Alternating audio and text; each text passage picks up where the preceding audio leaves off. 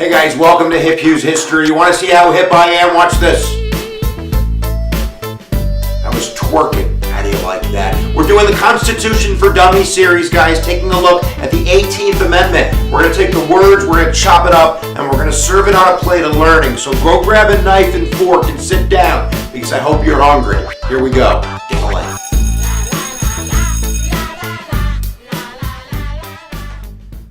Doing the moonwalking.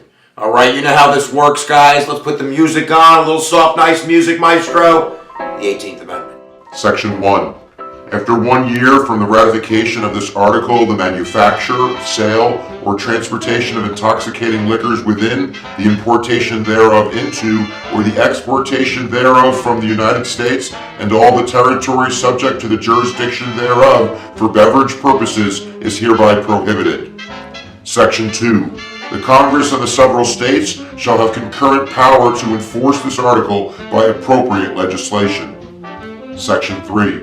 This article shall be inoperative unless it shall have been ratified as an amendment to the Constitution by the legislatures of the several states, as provided in the Constitution, within 7 years from the date of the submission hereof to the states by the Congress.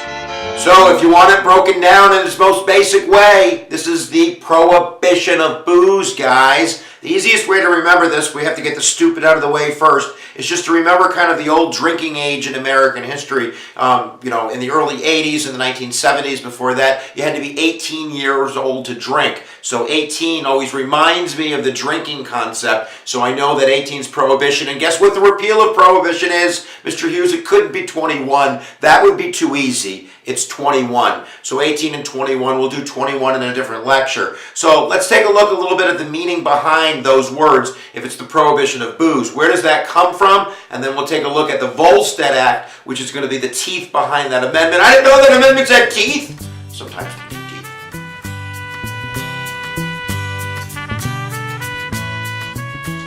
All right, so holy rollers, baby. If we're looking at the 18th Amendment and the prohibition of booze, we're definitely looking at the temperance movement. Temperance means moderation, and really when we're looking at the temperance movement, we're going back to the late 1700s, early 19th centuries, and the first wave of the temperance movement, which is really kind of a Protestant kind of religious thing, where you have to remember that as alcohol gets more potent, and especially in the early 1800s with kind of the whiskey thing going on, the people that see the kind of the effects of booze are generally the women of the household, and they don't get to vote. So the people that are voting are the people that are drinking, and the people that are drinking are the people that are, causing havoc in society. And as we have kind of an increase in immigration in the 1830s and the 1840s before the Civil War, the temperance movement really kind of blossoms and grows. And I think that it kind of, merges a little bit with the abolitionist movement and the progressive movement later on, with this kind of like, the seeking of using government power to curb kind of evil influences and to fix problems. And we'll take a little deeper look at that after the Civil War. But the Civil War is going to put the noogie on the temperance movement, that's for sure. So let's take a look at the second wave, then the third wave, and then bam, to the amendment.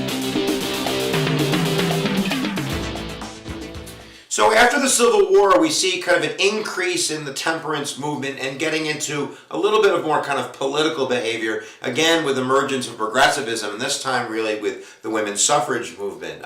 Supporters of the temperance movement include Elizabeth Stanton and Susan B. Anthony, so there's definitely kind of emergence of kind of the religious arm of temperance with more of the progressive arm of women's suffrage. But the Women's Christian Temperance Union under Frances Willard becomes kind of a strong political force. So by the turn of the century, as we get closer to World War I, we see an increase in these temperance movements getting political, and this becomes the Anti-Saloon League. The Anti-Saloon League, which was run by Wayne Wheeler, is probably one of the most powerful lobby groups the United States has ever seen. When you look at the allies of the Anti-Saloon League, it just makes your head go... You got the KKK supporting Wayne Wheeler and the NAACP. Right? You have the IWW. You know about the IWW, the International Workers of the World? Look at that.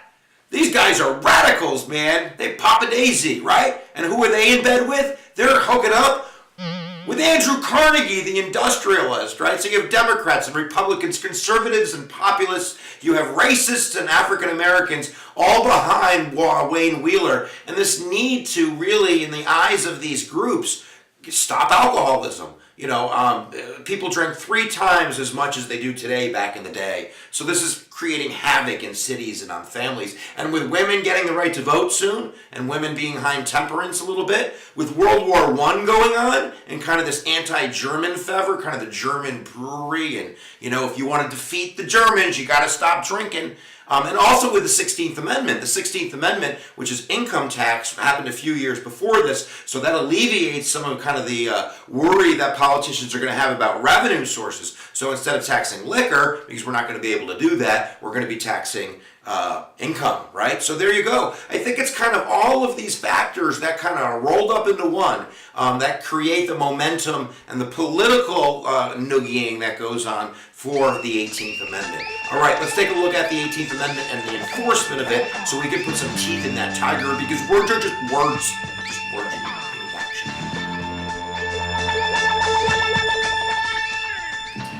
So if you look at the actual words of the 18th Amendment, there's nothing in there that says you can't drink. All it does in Section 1 is it prohibits the manufacturing, the sale, and the transportation of intoxicating liquors. It's kind of broad and fuzzy. So we go back to our guy, Wayne Wheeler. Guess who writes the law to enforce the 18th Amendment? You got it. It's the Anti-Saloon League. They literally write the Volstead Act. The Volstead Act is named after the House Judiciary Committee guy who wrote the law with the Anti-Saloon League. But the Volstead Act is the teeth of the 18th Amendment. So number 1, it's going to kind of define what intoxicating liquors are, and it says 0.5% alcohol. So if it was 0.5% alcohol, it was then an intoxicating liquor, and the sale and the manufacturing and the transportation of it was banned.